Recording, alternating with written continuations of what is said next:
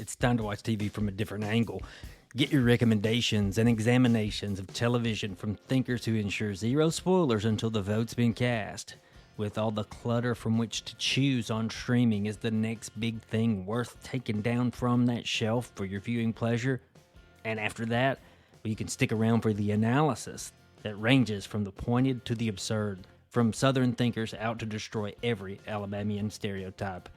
Every Tuesday morning, Editor-in-Chief of the Alabama Take, Blaine Duncan, is joined by Adam Morrow, Donovan Reinwald, and others to discuss, dissect, and dive into TV and streaming. And be sure to subscribe to the Alabama Take on YouTube as well, where on Wednesday evenings, the channel features Taking It Down on video with another television topic for that week. You deserve your time, so let Taking It Down help you decide.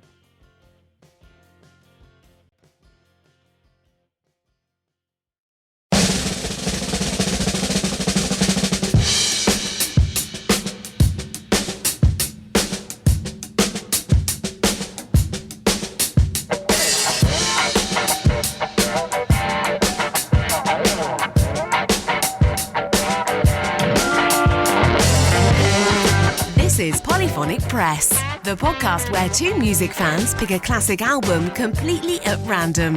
Using the patented random album generator, they are given an album to review from a curated list of over 1,000 classic releases, spanning multiple genres. And now onto the show. Here are your hosts, Jeremy Boyd and John Van Dyke.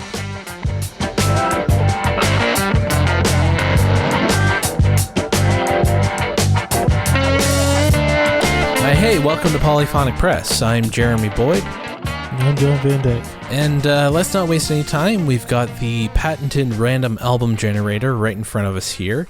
So let's hit the button and see what album we're going to be listening to this week. And the album we're going to be listening to is ZZ Top, Eliminator.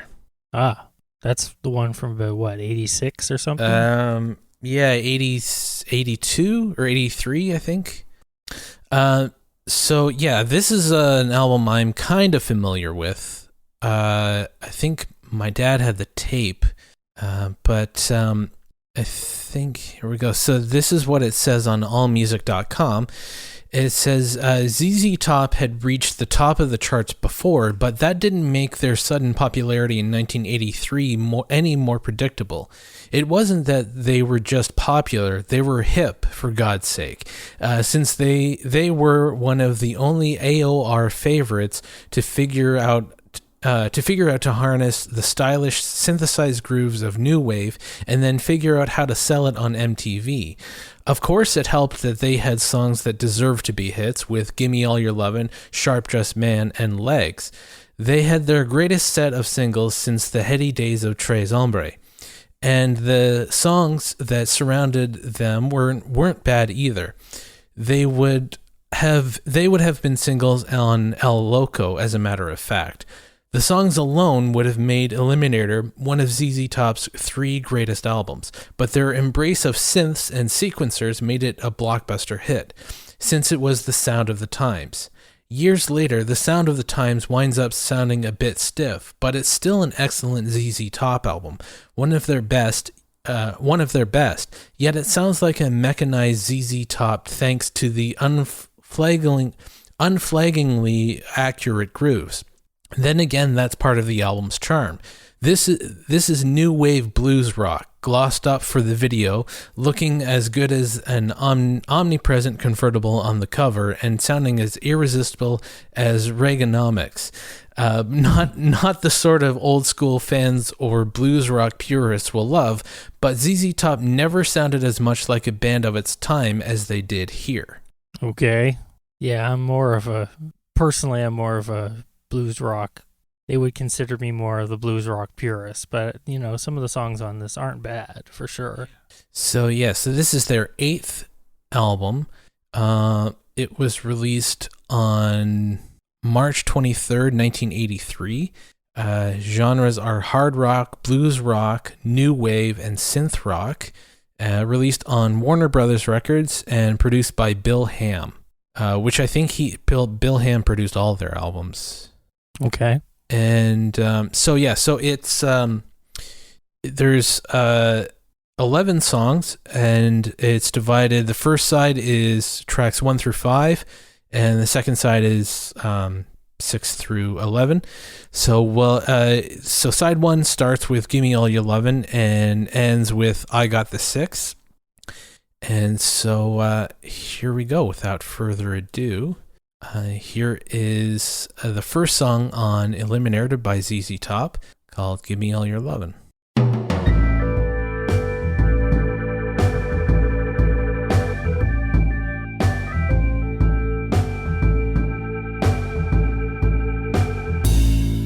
All right, ending side 1 with I Got the 6. This is pretty good so far. I mean, it's good rock and roll music, and it's not as synth heavy as I was expecting. Yeah, it's there for sure. I knew what the hit sounded like for sure, and there's it's really. A lot of it's pretty subtle, but you can definitely hear a little bit of the electronic drums sometimes, and you can sometimes hear a little bit of like the chorus on Billy Gibbons' Les Paul. I'm sure he's using his Les Paul in this. Is I don't know. Sometimes it's a decision, but it's it's not bad. It sort of works with what they're doing here. It's not my favorite era of ZZ Top, and it's not really my favorite era of music in general, but, there's good stuff that came out of here, and this really isn't the worst. No, it's not. So. And, I think this is when they started to embrace their more of the sounds like an insult, but I don't mean it this way, the more gimmicky aspects of ZZ Top with, like, the long beards and the fuzzy guitars and all that, the more visual stuff that they did. This is, I think, the beginning of all that. This is just, honestly, like, what, I don't really know what else they could have done.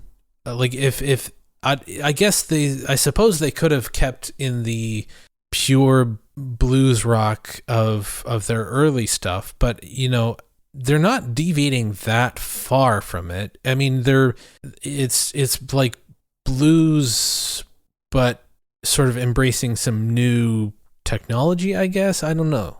Yeah, it's very slicked up for sure. Yeah, it's could they have gone like the direction of, say, like other Texas compatriots did, like Stevie Ray Vaughan and his brother Jimmy, who really didn't latch on to the synth thing at all and were still quite popular. So it's sort of interesting to say if they had done that. I don't know. Like ZZ Top, Billy Gibbons, he definitely had the chops to maybe do that. I don't know if maybe it's Stevie Ray Vaughan level chops, because that's another level. But he's definitely a very good guitarist, and having the power trio sort of lineup that they've always had. I don't know, maybe they could have done that, but it was partly what gave Stevie Ray Vaughan the ability to be as popular as he was without going down the synth path or the electronics path, and that it's just because he was such a spectacle to watch. That, and I think it's also like this is like 10, 12 years into their career at this point, and at the same time Stevie Ray Vaughan was just starting out, and so it's sort of like maybe 10 years after this, Stevie Ray Vaughan would have changed things. I mean, like to them, like doing the blues thing it may have gotten a little stale, a little boring. They wanted to do something different. Yeah. Well, their first album came out in �69. I know that because I have it. And then they had, the LaGrange in the middle of the 70s, and I think Diguello was the album that came out in '79, which by this point they had the beard. So they're starting to embrace the look at that point.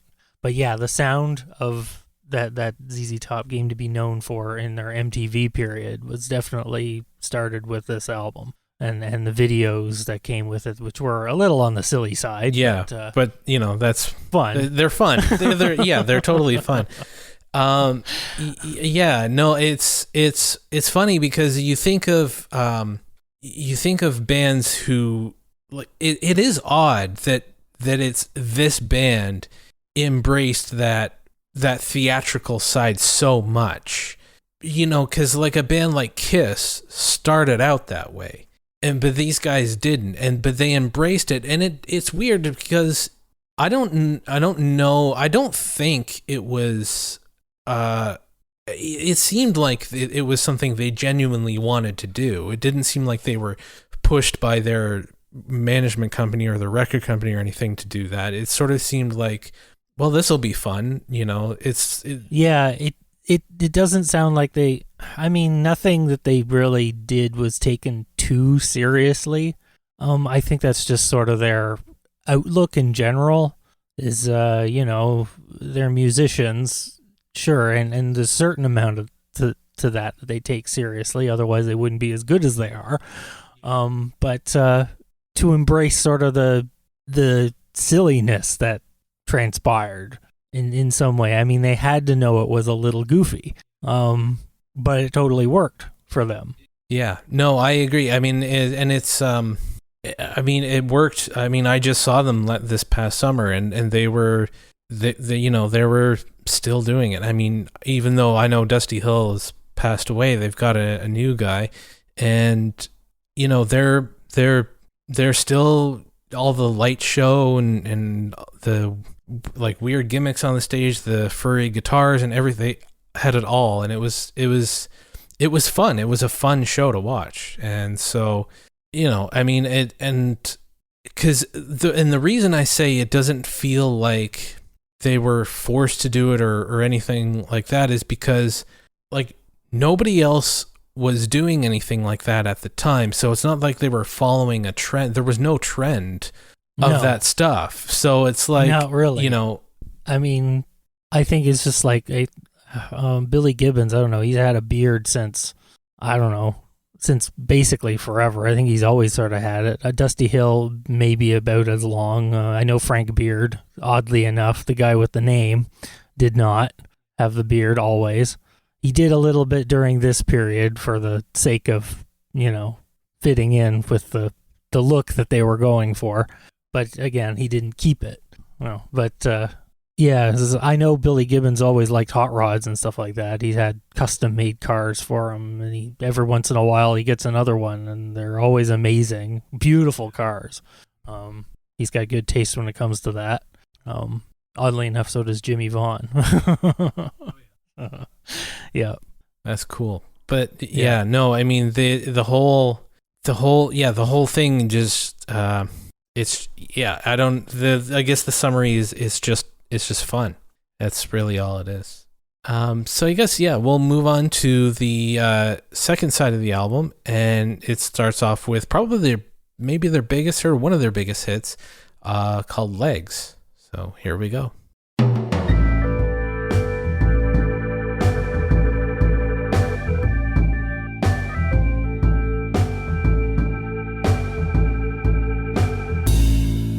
Okay, and ending the album with Bad Girl.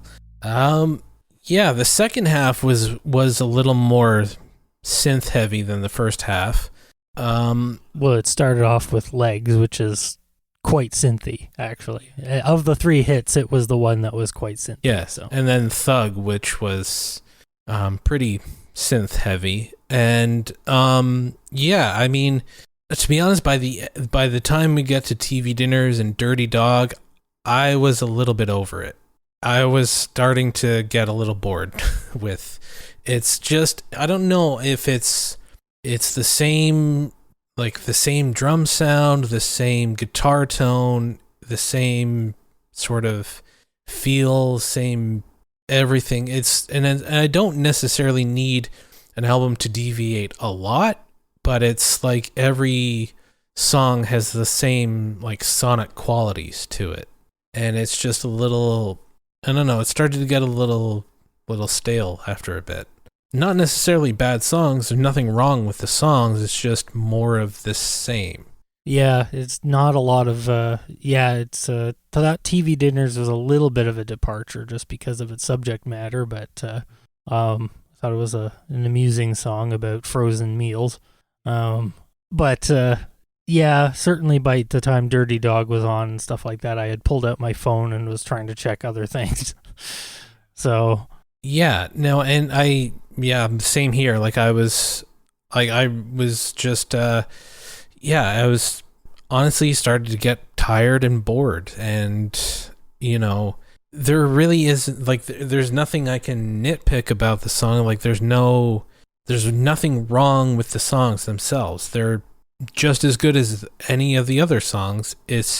I think the problem is they're the same as the other songs. They're just, I don't know. And there's sometimes something wrong with too much consistency. Yeah. It's nice to vary a little bit. Like sometimes even in quality where it keeps you sort of interested. That is saying something about the quality of their songwriting. It's just like, I mean, the subject matter of most of their songs is not particularly like deep or anything like that, but they're decent songs and they're, they're quite consistent in what they do.